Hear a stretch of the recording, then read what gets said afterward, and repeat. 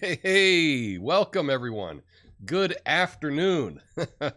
I'm Tom Coffey, and today we're talking about framing. And no, I'm not talking about the kind of framing that lands you in jail. I'm talking about the way the news media frames a story to make it sound more interesting than it really is. And then they got the fact checkers, bunch of nerds with their hyper literal fact check. Excuse me, sir.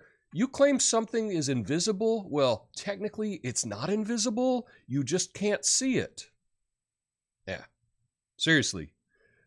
We need to be careful about the way we consume news these days. We're just a bunch of fish in a pond, and the news media is a fisherman trying to lure us in with the juiciest worm or the shiniest lure. They know how it works. And look at the way the fact checkers cover for certain people. They'll write 10 articles about a minor misquote, but never anything seriously damaging. They're creating a pattern. Certain people don't lie, lies are told about them. Okay? They're not just carrying water for certain people, they're carrying the whole damn ocean. And if we're being honest, or if they were being honest, they wouldn't even call themselves fact checkers.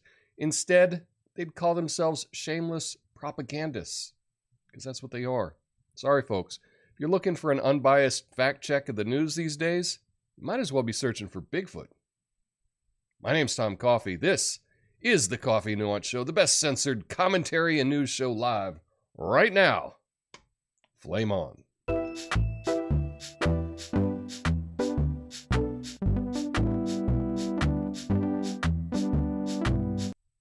All right, here we go. Thanks for joining me, everyone.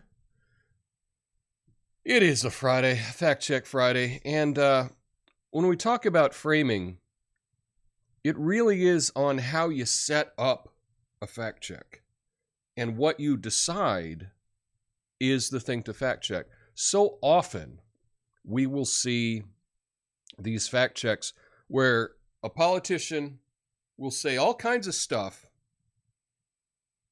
and then one little minor detail will be added to it, and then they can say, oh, they didn't say that one thing as a cover for all the many things that they did say.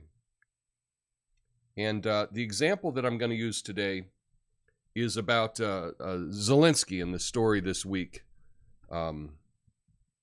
So let's just go through it, shall we? Let's see, where is it? Here we go. Fact check. This is from CNN Politics. Zelensky didn't say American sons and daughters have to fight in Ukraine. So that's the key there, is the last two words, in Ukraine. Let's see what good old Daniel Dale has to say about this. Now, you will remember Daniel Dale. He was the one that put out stories nearly every single day during the Trump presidency, and it was only about Trump. I would say over 90% of his fact checks were about Donald Trump during the Trump presidency. How many does he have about Biden? That doesn't matter. They've changed their focus. They're not focusing now about what the president says. That's something from the past. Now they can focus on other things. So here we go. This is Zelensky. Let's focusing now about. Okay. Let's see if I can. Oh my goodness. I think I need to mute this tab.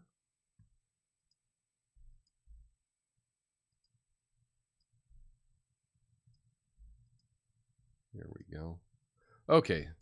Sorry for that. Usually I know what I'm supposed to do beforehand is to mute the tabs so that I don't get feedback, but one more thing I didn't do today. Anyway, so let's check out what he says here. A 19-second video of Ukrainian President Volodymyr Zelensky has gotten millions of views on Twitter.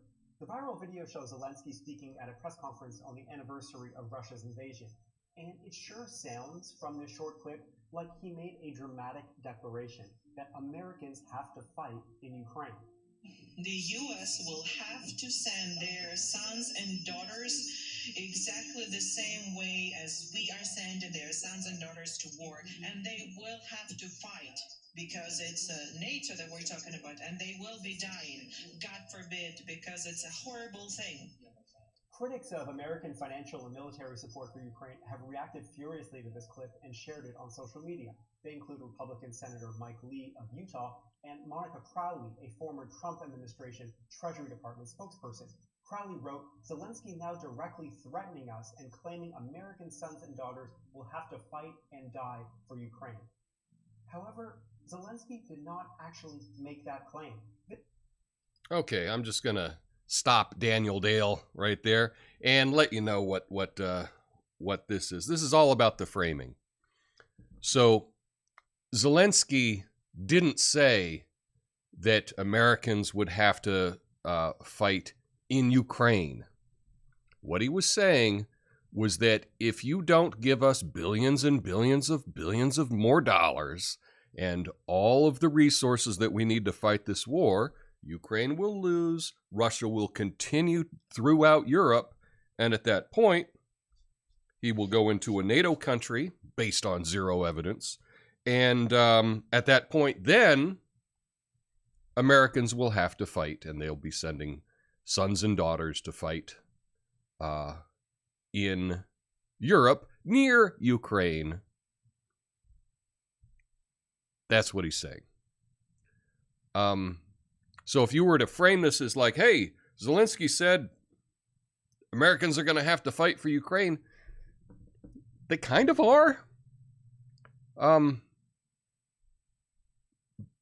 Technically, they would be fighting right near Ukraine. They might be fighting in Ukraine. They might be fighting in one of the neighboring countries.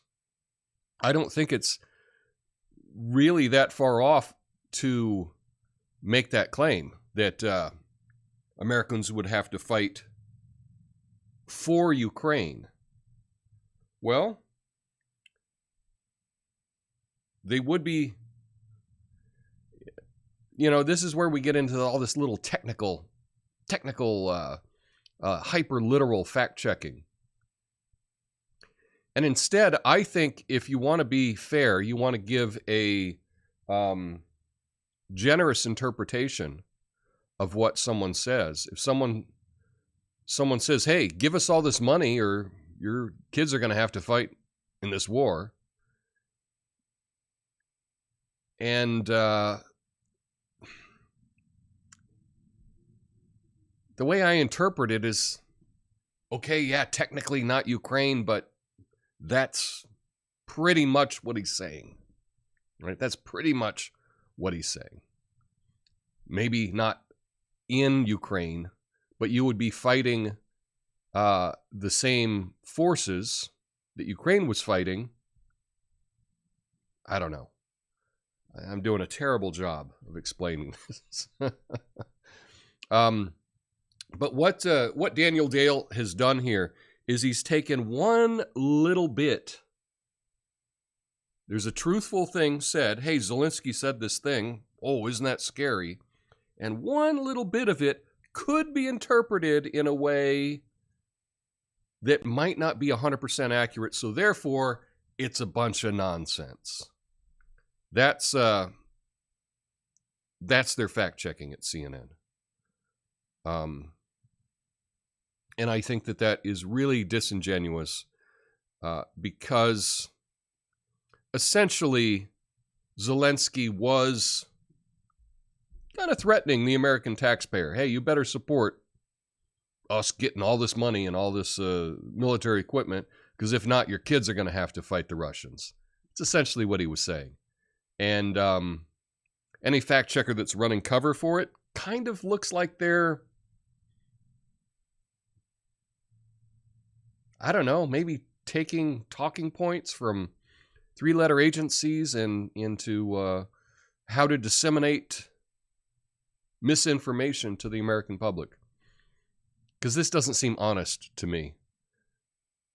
If you say something and, 94% of it's correct and one little detail could be interpreted a different way, and then you just say the whole thing's nonsense because of that, that's garbage fact-checking. Shame on CNN for doing this. They should put this in more context and say, yes, Zelensky did do this. It did seem like a threat. Many people could interpret it as a threat, although literally it wasn't a threat. So, I don't know. What do you think about this? Perhaps I'm just a bit too cynical in this particular fact check. I don't know. Let me know in the comments about that. And the framing of stories. One more thing with the framing of stories, if you will. Look at how certain people are covered. Now, I'm not going to name the people, because you name the people and then they just call you conspiracy theorist. But just pick someone, anyone, maybe not even a politician, but maybe someone with a lot of money that invests in different things in the world. And go through and look on a fact-checking site and look at put that person in, right? Now, just as an example, you could put in Elon Musk and you could run the fact checks and look at the percentage of times that they're saying that Elon is lying versus when someone's lying about Elon Musk. I don't know what that would be. I'm not speaking specifically about Elon Musk, but maybe other very wealthy individuals in the world, and put in their name and look at the coverage. Look at what gets fact-checked about them, because that will tell you where the fact-checker's getting paid from. You know, are they writing a whole bunch of positive articles about someone or a whole bunch of negative articles about someone? That will tell you their bias. But let's get to some other stories, shall we? Today we're going to talk about the DC crime bill, Team Biden for the next election, how MI5 admit that they blew it in something, some hippos are going to be moved, and some positive news about vitamin D and dementia. I think you're going to want to stick around for that. So, yeah, let's get to the first story about the DC crime bill.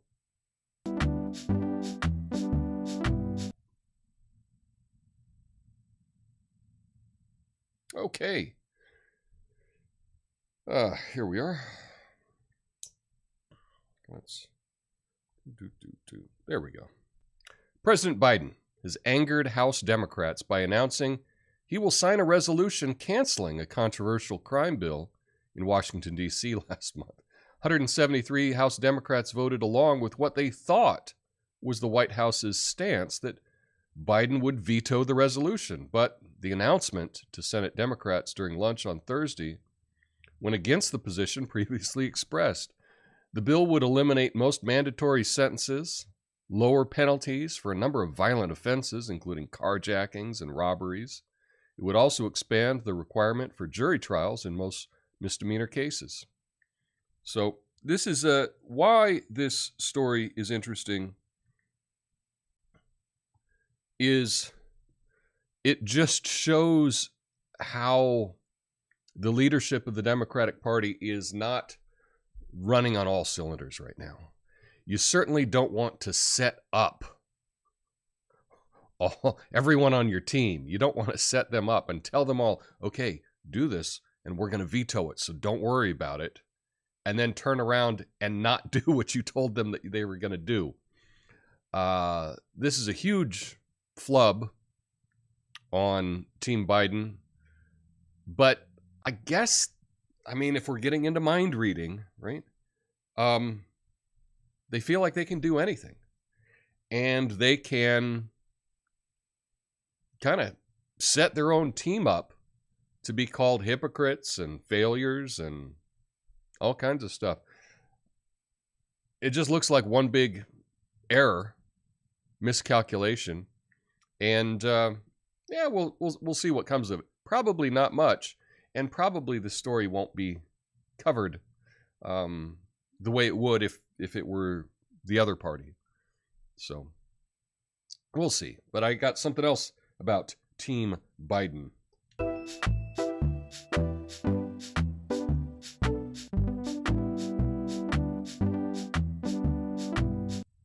All right. President Biden's team is forming a national advisory board consisting of Democratic governors, senators, and other political leaders to unify party leaders and minimize dissent. Yeah. During the anticipated 2024 presidential campaign, the group will be housed at the Democratic National Committee, because nothing shady ever happens there. And they will serve as high-level surrogates to the Democratic Party before joining Biden when he launches his campaign. Over 20 national figures, including Elizabeth Warren, have already joined with the aim of showcasing the diversity among the party's stars and minimizing internal divisions. The initiative is an attempt to avoid the divisive Democratic primary of 2020 and is modeled on a similar program from President Barack Obama's re-election campaign. So that is a Team Biden. So they're looking to avoid having a whole bunch of people run against Biden and make him look bad. It looks like Biden's going to run. I am really surprised by this. I really would have thought that they would have replaced him by now. My prediction last month is that during the month of February, Biden would announce that he was not going to run. Turns out that is not the case. So my prediction, you can put that in the Tom did not predict correctly category. And if I am a fact checker, I will take that and I will hide it at the bottom of the list, and you'll never hear about that story again. Because that's what they tend to do. Oh yeah. So, but this is not a bad plan. I wonder how it's going to work. But you can see right away all of the people that have joined Team Biden, they will not be running counter to Biden, which is too bad, because I think the Democrats really need someone more popular to run than Joe Biden. I really can't see any way that he wins re-election.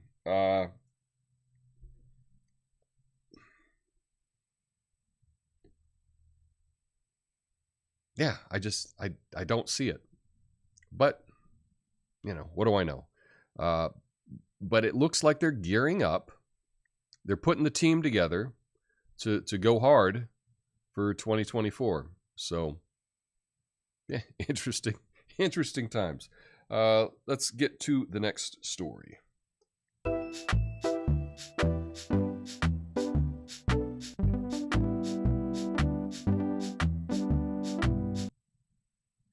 MI5. An inquiry has found that Britain's domestic intelligence agency, MI5, did not act quickly enough on information that could have helped prevent the 2017 suicide bombing at an Ariana Grande concert in Manchester, which killed 22 people. The report, shared by retired Judge John Saunders, criticized MI5's failure to act swiftly and said the agency could have stopped the bomber, Salam Abedi, in Manchester Airport when he returned from Libya 4 days before the attack. Abedi had been a subject of interest to MI5 in 2014, but he was deemed low risk and his case was closed. So this is interesting, and the reason that I find it interesting, not that they determined that they blew it, but that they admit it. It's rare that intelligence agencies, that it will come out that the intelligence agencies will actually admit to failing. We don't see that a whole lot in this country. And so I think that's the interesting part here, is that MI5 and, you know, this retired judge had found that, yeah, they blew it. They could have stopped it. That's his assessment, is that that bombing could have been stopped. And you don't hear that much in this country. So I think that that is a positive story in a way. Not that they messed it up, but at least they saw that they could have, and maybe in the future they will be able to revise things to stop attacks like that later. You know, if you can't learn from your mistakes, you just keep repeating them over and over again. And in our country, our intelligence agencies apparently don't make mistakes, so they keep repeating them over and over again. That's what happens with that.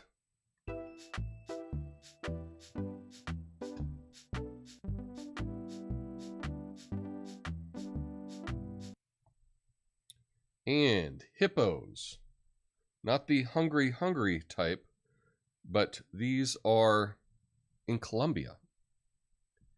Colombia, the country, spelled with O's, no U's, is considering relocating 72 hippos designated, can't even read today, descended from drug lord Pablo Escobar's original 4 hippos that were illegally imported from Africa in the 80s.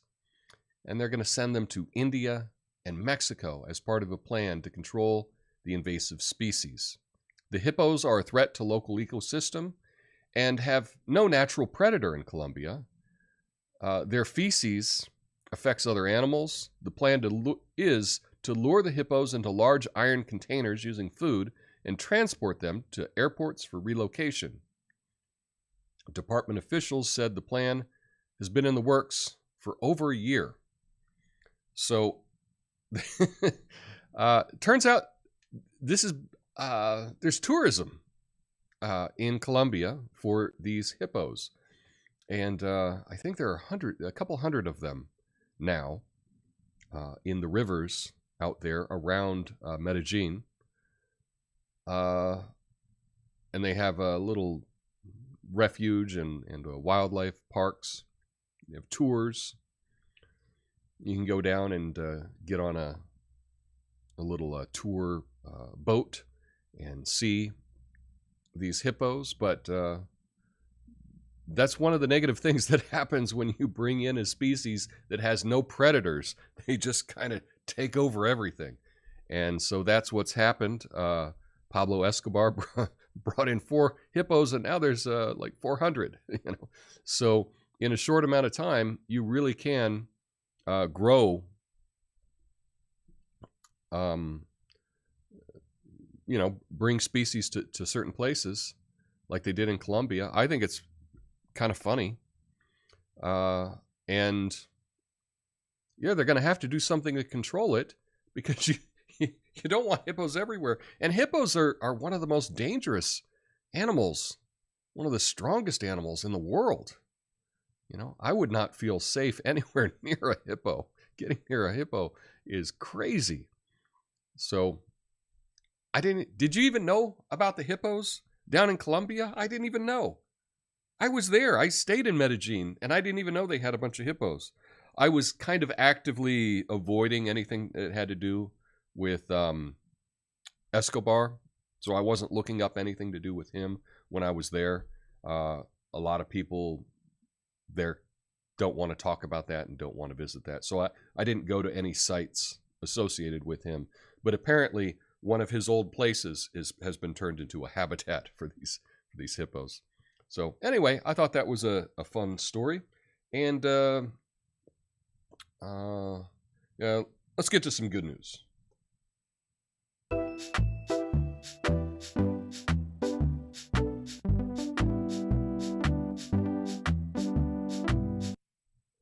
Vitamin D and dementia.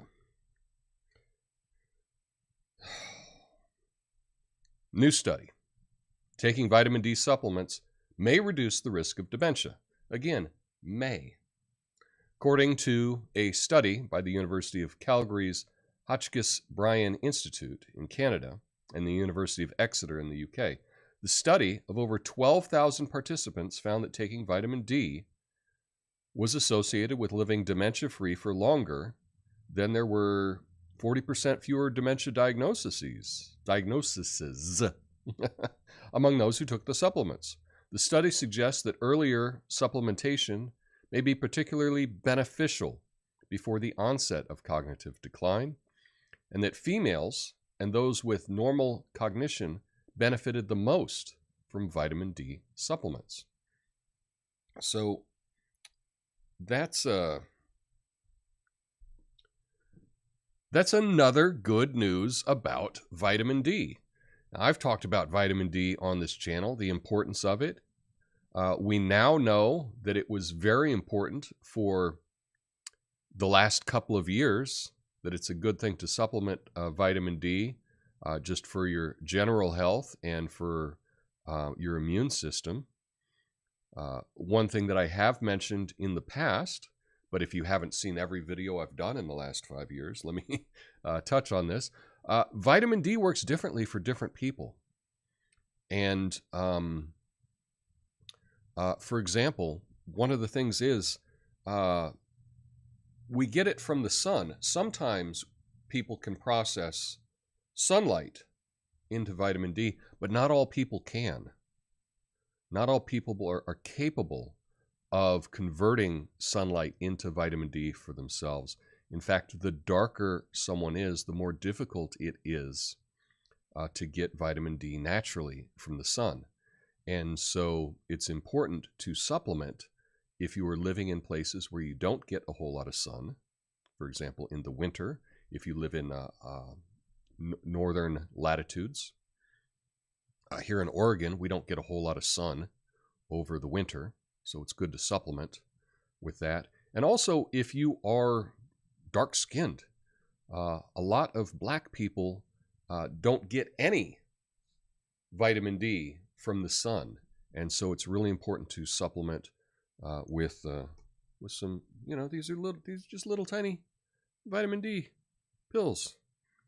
They're cheap, and not only will it help you with immunity, there's lots of benefits to mood and all kinds of things.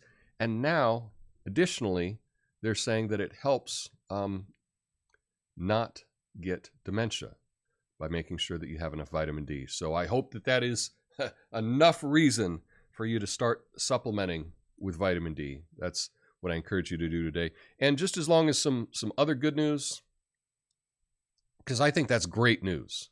We can put off dementia by taking a pill that's really cheap.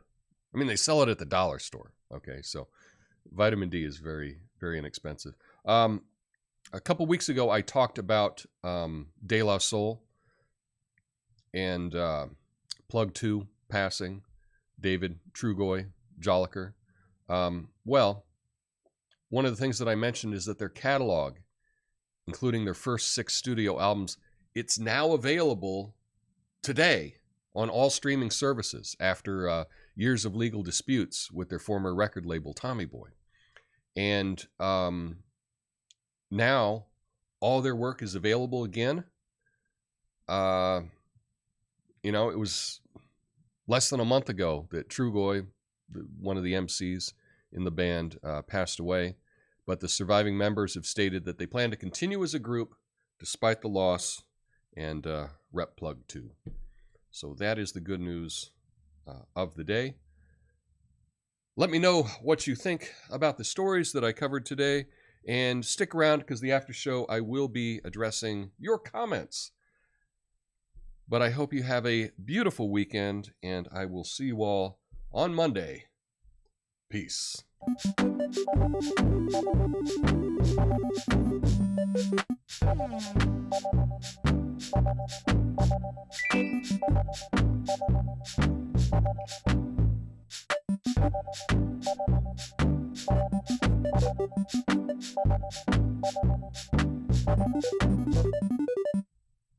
All right. Welcome to the after show. Big thanks to Doug O he hit me up with a tip on Rumble. So you can't do that on YouTube yet, but you can tip on Rumble. You can also tip, if you like, with PayPal and Cash App and Venmo and all that good stuff. Link in the description. Just hit my link tree, and it'll take you to all the places if you wanted to give me a tip. Again, you don't have to do that, but if you don't give me cash money, perhaps maybe you can hit me up with one of these. One of these. I appreciate it much. Let's see. I do want to thank a couple people for tweeting and retweeting me. Bastille Lungborough did liked my tweet that I was going to be live on Twitter. I appreciate that. Put some fire in the chat. So thank you, Bastille. I do appreciate people supporting me on the different platforms. Now, let's get to YouTube. Hello, everybody, says Miranda, and she's got Tiki in the chat. Love it. Fire and coffee in the chat. Here we go. So Miranda's here. Bastille is here. Natasha. Can't hear video. Couldn't hear Daniel Dale video.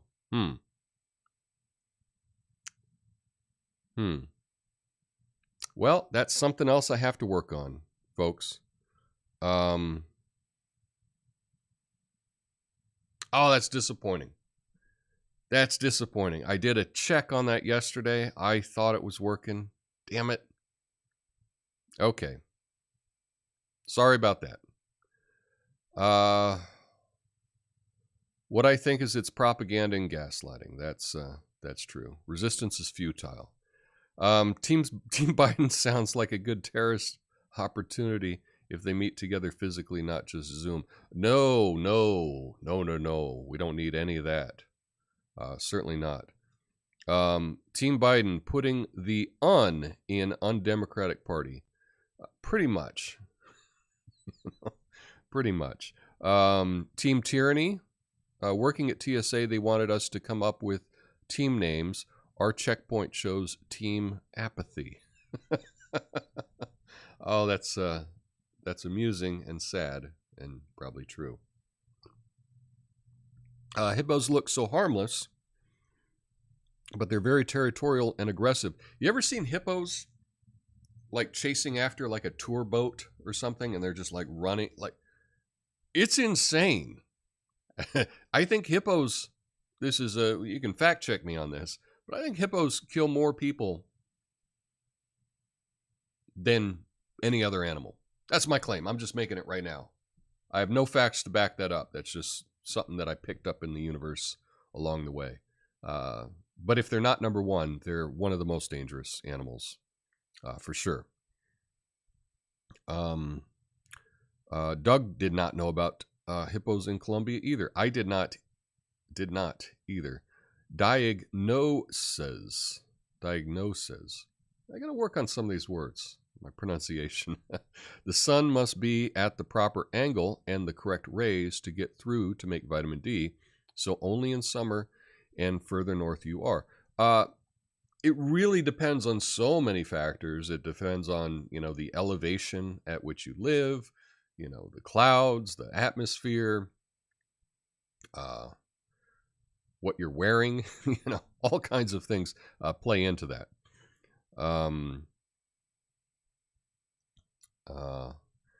We got a good Steppenwolf there. Interesting.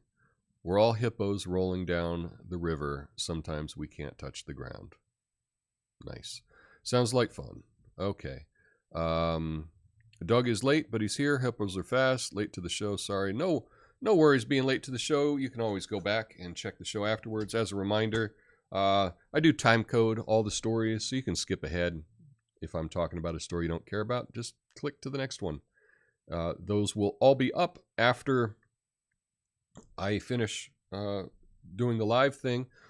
Also, I have been working on a new logo. Didn't have it quite ready for today, but new logo, new marketing, new new look, coming soon. So be on the lookout for that. Maybe even better, better thumbnails. Whatever. Who cares? Anyway, I hope you all are having an awesome Friday. Have a super weekend, and I will catch you next time. Peace.